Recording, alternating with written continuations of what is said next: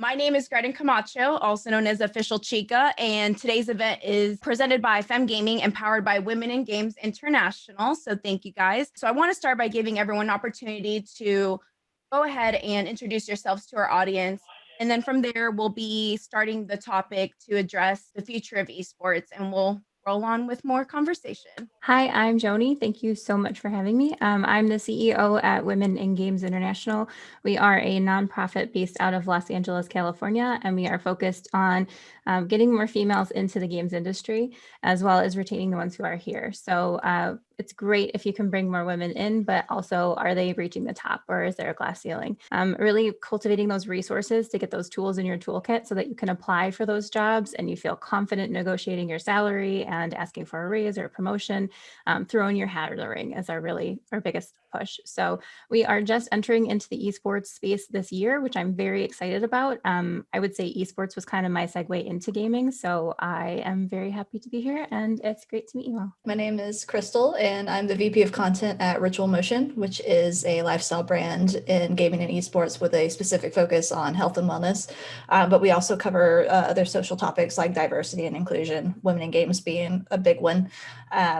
And I'm the one that kind of covers like all of the content that comes out. So all of the editorial content you see, all of the videos and podcasts, that kind of all falls under my umbrella. But outside of that, I've been a writer in gaming and esports for over 10 years now. I kind of went back and forth. I wrote part-time, I guess you could say, and then I worked full-time in pediatric surgery, which obviously not related at all.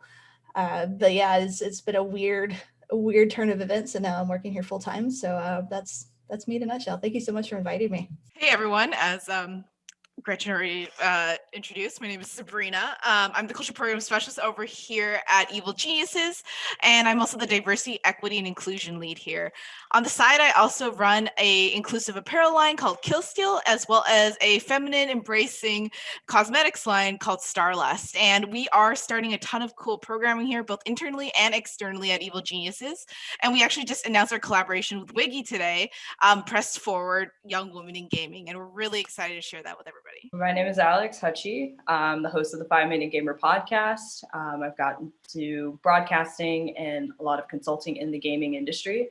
And yeah, I'm just getting started on my broadcast journey, but have a long history in music and fashion. I had a menswear collection prior to this, traveled quite extensively with artists, and had into photography, shot on all film.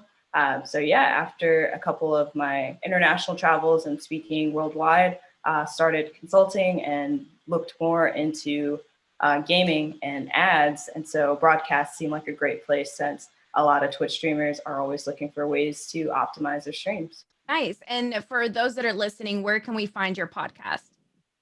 So it's online on Spotify at the 5 Minute Gamer podcast. And soon there'll be a website called the 5 Minute Gamer Pod. So. Nice. Okay, cool. Thank you for sharing.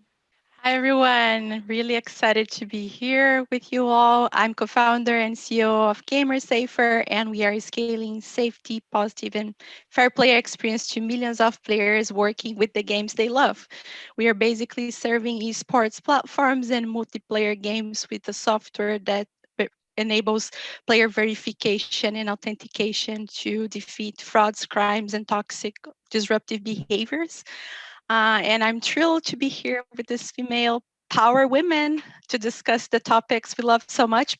Before GamerSafer, I had a social impact business for actually 11 years. And GamerSafer was a combination of personal experience as a gamer and as a mother of gamers, and as a business as well. We see like gaming and esports growing so much. So it was a perfect storm for me. Really excited to be here. Well, you know, I'm definitely going to pick your brain on the safety of gaming and online and esports. I think it's a topic that not a lot of people dive into and get that extra information and details of. So we're definitely going to be asking you about that tonight. So I appreciate everyone again for coming in. Let's just get right to it. What are some trends that you're seeing now that are occurring in the industry that are to stay for years to come? Sure. I mean, as far as trends go, I honestly, this this is a trend that, we've just recently seen. I mean, we're seeing places like, talking about Clubhouse earlier, we're seeing more and more people get together digitally and collaborate. And it's something that I don't think you really necessarily saw as much before. And because of that, you're seeing a lot more of the representation that we need. We're seeing a lot more of the conversations that need to be heard, versus you had, a set group of people that were doing all of these events or playing all of these games. You had those specific faces, and now we're starting to hear from everyone in the community. And I think that that's extremely important moving forward. What do you guys see diversity looking like? What it is today and what it was like 10 years ago? Well, I do see like a lot of people talking more and more about diversity and inclusion. And I think we're having more reports showing the trends if things are changing or not. While Joanny was talking about her organization, I was thinking about my own journey as a founder. And I do see a lot of organizations talking about careers, for example, and how to engage more women to apply for jobs in the industry. And I don't see, a lot of organizations, for example, supporting women founders like myself, like us, Joanne. So one of the things that I would love to see, I have this theory of change in my mind, is like once we have more women founders in this space, they will hire more women, and we will create this virtual cycle and transforming faster everything we see, because if we have more women that are founders, designers, they're building games, I think we will build games for ourselves too, right?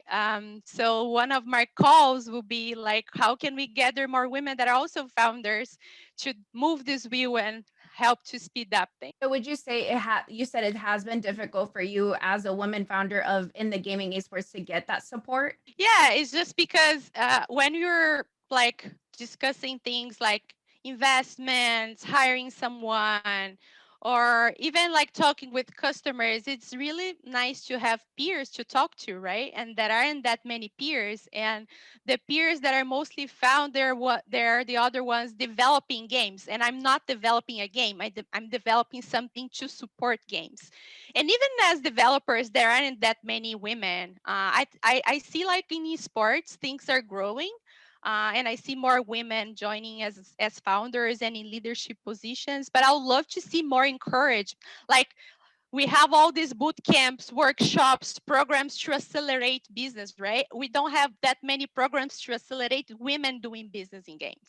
Yeah, I think one other really exciting opportunity is seeing groups like the Esports Foundation, Varsity Esports Foundation, and they are helping build the curriculum around esports. So using esports as a way to get kids involved with activities at school. So like, just like you would go to college and play basketball, maybe you're not going to go pro, but now you've learned different techniques and skills, participating with people who are like-minded and enjoy the same activities as you, using that to then leverage a way into a career in esports that's maybe more marketing or finance or kind of back end side rather than a pro esports player.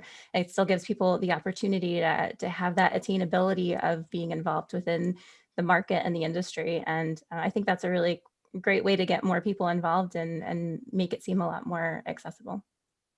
That's great. And one thing I'm also noticing too is a lot of these programs is they do tell their players like, hey, maybe you might not make it pro, but here's some skills that you can adapt and use. So a lot of community colleges and universities that have created esports programs, they also teach life skills like, if you want to get into production, we'll show you how to use a high-end camera. If you want to learn be a graphic designer, we'll give you the tools, to build your portfolio so then you can show it to other people. I've also seen them do on the producing side. Hey, do you want to be a producer in the entertainment industry? We can at least get you into the esports industry and you can build your portfolio that way. So they're giving these children and these kids like an opportunity. I mean, I wish I had that opportunity, right? Like imagine like I wouldn't have gone bowling down to the student union. I would have been playing esports upstairs, like with all of my friends. Like that would have just been the thing, would have been playing video games and building these skills that I'm now having to, a lot of us have to learn these skills by ourselves. We didn't have someone to mentor us. So I think it's very important that they're providing that for these students. I do want to get into the topic of diversity. Obviously, it's not going to be International Women's Day without honing in on the topic of diversity. So I think it's great points that you guys made, but the diversity we were talking about a little bit earlier before we went live, but Sabrina, I wanted to ask you, because you're in, you said you were the program specialist, right, at 𝐸𝐵LGeniuses for Culture and Diversity and Inclusion. In your role, what can you tell us about the importance of diversity in the space? And maybe even before you entered in that role, what kind of inspired you, or what was that aha moment that you were like, okay, something's wrong and we have to fix this? You brought up a great example, because I think that really inspired me to get into esports and gaming in the first place. I've always been a gamer my whole life, but what really I can pinpoint the moment where I knew I wanted to make change in esports and pursue this as a career was I was in high school and I went to a 2013 MLG Anaheim, and there was League of Legends being played, Call of Duty being played, StarCraft, you name it. There was all these cool esports in person. It was my first experience ever, and I fell in love with it. Now, the biggest problem was that I did not see any women all weekend. There was maybe one women's Call of Duty team. Megumi Expert was playing StarCraft competitively there. And, there was some attendees. I would say maybe 10 max that I saw all weekend. And I felt like that was such a miss. There were so many people, a sea of people in this full convention, and there was not a lot of women participating. So from that moment, I knew that if I was coming to this space, it'd be a difficult journey, but there was something that was really valuable and intriguing to me that I wanted to, develop and change. And I was very lucky enough to be able to develop my career over the years and land to where I am today, where I can make that impact. And I think that's why I was so inspired to create events like Press 4 that just launched today, because I knew I didn't have that safe space growing up. I didn't know who to reach out to and who to talk to and who to have a mentor. And I'm glad to say that nowadays, not just at 𝐸𝐵LGeniuses, not just at �WiGI, but there's so many organizations represented here as well that are helping make people feel comfortable and safe to really do the really cool things that we have in our brains. In collaboration with �WiGI, I'm so excited to talk about this. We're launching Press Forward, and Press Forward is a summit series that 𝐸𝐵LGeniuses is hosting with a bunch of different organizations and collaborators to really support the development of people of all different kinds of groups to make sure we're making a difference, right? I think that one of the biggest gripes I see on Twitter on my timeline today was that people are commenting that, hey, we see these organizations making these statements and shouting out women in this space, and we're glad that those peoples exist, and we're glad to have this representation, but like, what are these organizations actually doing? Are they putting where their money where their mouth is? Are they making actionable items that people can contribute to and be a part of the movement?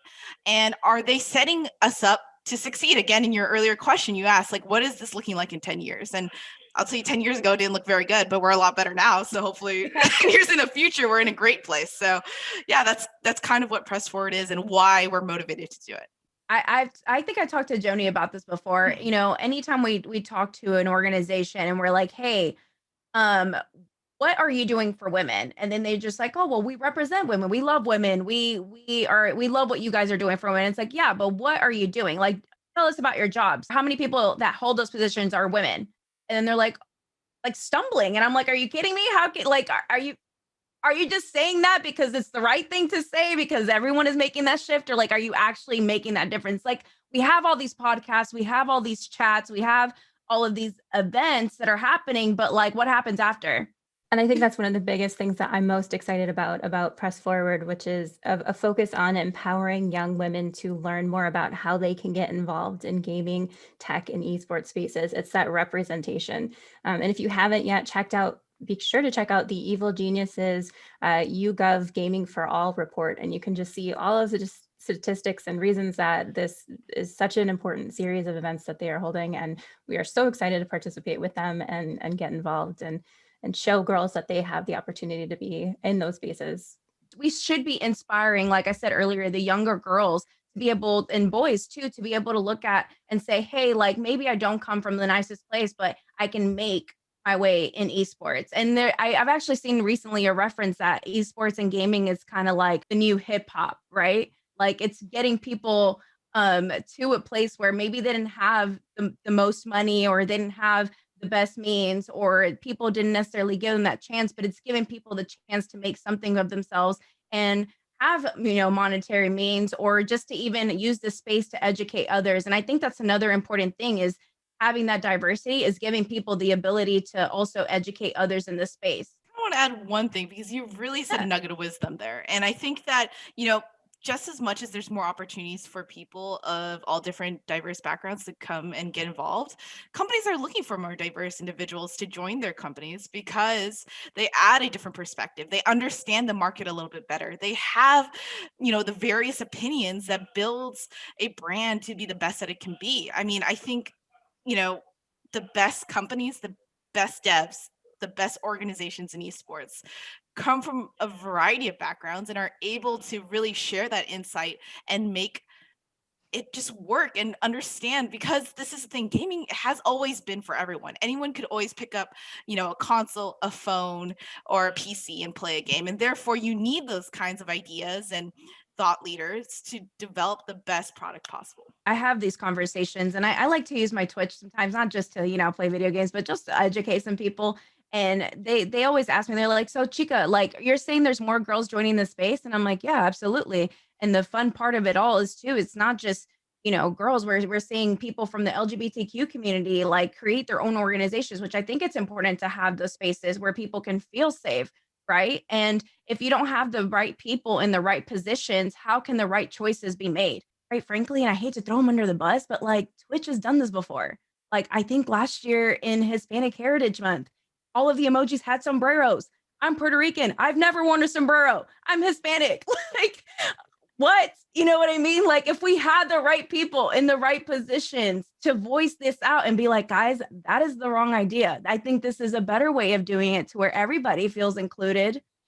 We should try it this way. We would avoid so much of what we're seeing now. Has anybody here, I guess you can say, have had a moment where they didn't feel safe and have experienced some sort of toxicity towards from someone else? From my experience, I can say I played Call of Duty since I was like, I don't know, 11. And so like, I remember specifically someone asking me like, hey, Chika, what does the PR stand for? And little me, like, I was like, oh, it stands for Puerto Rico or Puerto Rican. It's like that island and they're the frog, the coquí. Like, I was just really excited to talk about it. And I remember at like that young of an age, realizing like someone saying, hey man, I don't know why you're asking her. They're all the same. She's not from here. Like, just making really nasty comments. So I took PR off because I was like, well, I'm already getting harassed for being a female, but now I'm getting harassed because I'm a minority. I can at least take that off my name so people don't know. And now, like, think about it even more. It's like I shouldn't have to do that. Right. So like, how can we stop that from happening? Gaming is for everyone. Like, this is so silly. Yeah. I was definitely going to add to, similar to like your experience of like, having to shrink yourself to like make other people feel comfortable. I had a moment recently on Clubhouse where a mom shared about their child, about, internet safety and how to keep their young child safe online, and was just talking about like, how their child doesn't fit like a gender binary. And that really inspired me to want to speak up more and to talk about like my experiences that I had being more male presenting or being more non-binary in a world that's very like at times can be very heteronormative as far as like what's acceptable to get sponsorship, what's acceptable to be successful. And it was just like hearing her story about how much she was supportive of like her child and like all these great things, where I was just like, wow, you don't know how lucky your child is just to have an experience where they're supported and encouraged to be themselves and encouraged to like be social. I want to see more things like that. And I think with the internet, parents are, able to talk about, internet safety a lot more. Same way that our parents probably talked about, us on like AIM and like early days of like MySpace. And I'm sure they had a ton of questions, but I mean, they couldn't just turn on the internet and talk with parents and come up with, not so crazy grounding rules. But like, I was really amazed by that story, and definitely want to see more things in female representing and non-binary and women as well, that just create safe places for people to ask questions like that, and to get support and to really just kind of navigate. I know some of you guys are some of you guys are parents. Like, do your kids play? Like, do you encourage them? Like, are these conversations that you guys have with them? Yeah, definitely. My kids play. Do you have these conversations with them? Like, as far as like safety and saying like, this could be educational, but Yeah, I think safety is one of the topics we discuss, but we also discuss, what they're learning, who they're interacting with, why they choose certain games and not others. Even my 2 years old, he's not playing games, but when I I'm was about to playing say, it, sign this kid up. Sign this kid up if he's already playing but games. for example, my choice for his screen time is to engage him when I'm playing Animal Crossing. He's right beside me saying, "Oh, mama, you should do this and that. I want to fish." He's crazy about dinosaurs, so he loves the museum. He likes to stay in the museum, go in each one of those dinosaurs, and ask questions. He knows. He's 2 years old. He knows all the names of the dinosaurs. So it's just an Wow. example about how we can use games as a connection with our kids. My older one plays Call of Duty, and my daughter likes to play Minecraft most of the time. She's also playing a lot of Among Us with her friends.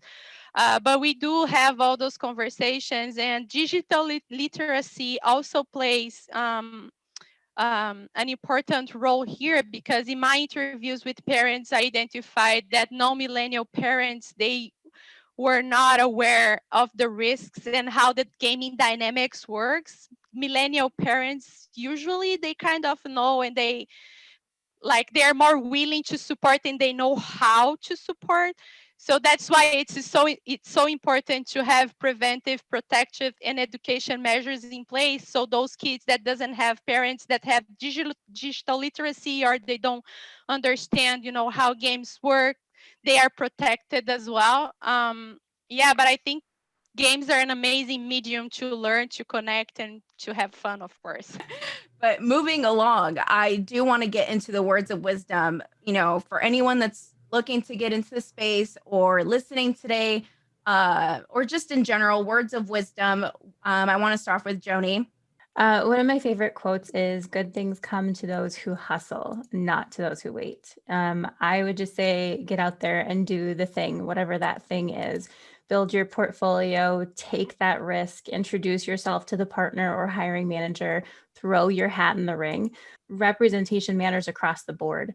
So not just seeing someone else do it themselves, but when you stand up for yourself, how many people just saw that? How many people were watching your stream, saw that you were getting crap, and then saw you stand up for yourself and really reiterate your values and your reason and your worth? And so I think that is so much more powerful than people realize. So always speak up for yourself, because you don't know how many people that is positively affecting.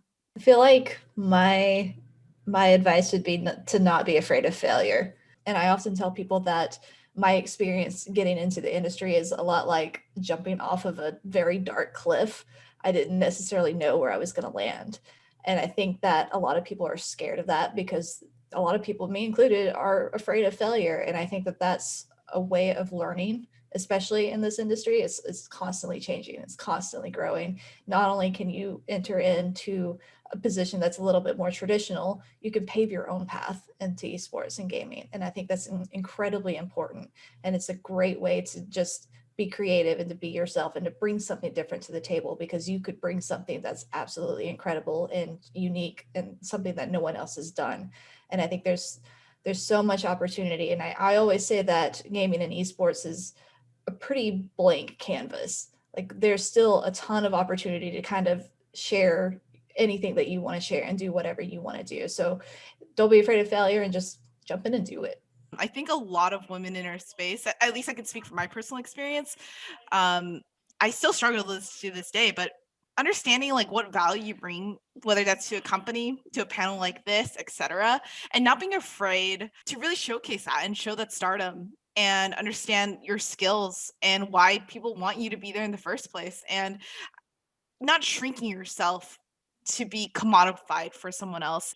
A lot of us are afraid that, when we get into that job interview or we get that job offer, that we might be asking for too much, or like we don't know like if this is safe or if this is the right thing to say. And the reality is like, no, stand your ground, know your value, ask for it. The worst thing they can say is no. And no is not as bad as a lot of other things, right? Like there's still Yeah. a lot of places to go from there. A lot of people are scared of failure. And again, that might also contribute to that feeling of like, let me make myself smaller than I actually am to fit in case. And we don't need to do that. Let's have people mold towards us and what we bring to the table. So that's my words of advice to all ages. And I just want to piggyback off of everything that everyone said. I think that one thing that really helps me get through a lot is to be yourself until the right people find you. And I think we've all said that in our own ways and our experiences. And it's so important to get a mentor, get someone who's going to advocate for you. A lot of things that I've learned a lot were from peers. And it was just getting over that fear of learning how to just act, you know? And I think that's something that, you know, as a word of wisdom is just, fail fast so you can get to the fun stuff first. That's probably it. That's how I'm going to end it. Yeah. But while you were sharing, I was thinking about my own journey because you said to stand up, speak for yourself, don't be afraid of failure, know what you bring to the table, get a mentor, get like people to support you. And but everything started with stand up and speak up, right? And when I started Gamer Safer, I realized that I was super scared about speaking like this publicly. That was a huge challenge for me. Like being here today, sharing my story, uh, even though I know that I don't speak, perfectly, it was so important for me because I also realized that the best way to make strong connections is when you are struggling with something. Through this journey, I was really transparent about the things that I wasn't doing at my best, like public speaking. I really found a lot of people, to support me and to mentor me, and to give voice of everything that we are doing that is so important. And I think what really pushed me to do that was understanding my why I am doing this. I'm not doing this only for Maria, I'm doing this for the whole community.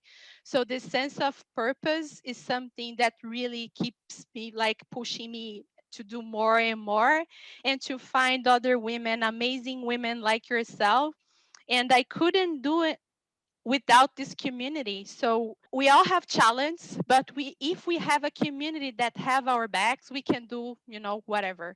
So my words of wisdom is that find that community and be that community for each other. And with that, I think we can definitely change, this space for not only for women, but for all players, for minorities, for children, for everybody. And I'm available also to be that community for you and for all women that are listening to us. And yeah, that's my journey. Girl, that deserves a trophy. Like, that was so good. I want to say though, like, if anybody is listening and you want to get in touch with any of us or have questions about the things that we do, Gamer Safer, Evil Geniuses, the 5-minute gamer podcast, Ritual Motion, or what I do or what Joni does, like, be sure to reach out to us. We'll get back to you guys. Bring people into the community. It's all about uplifting each other, like we said, right?